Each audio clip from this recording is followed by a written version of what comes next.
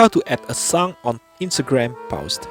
If you want to add song on Instagram post, here's the tutorial. Open Instagram on your phone and tap plus icon at the bottom.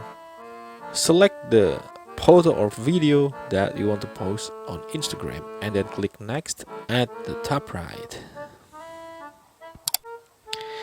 And you can search music or song that you want to add to your post on Instagram. Maybe it's Siren. And you can choose the song. Maybe the song Amazing. And you can slide the part of song that you want to add on your post. If everything is good, click done at the top right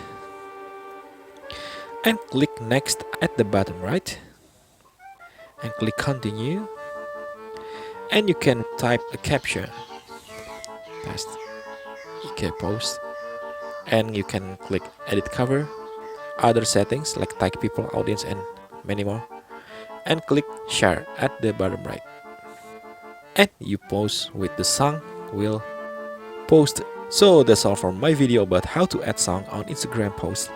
Don't forget to like and share this video and subscribe to this channel. See you in the next video and have a nice day.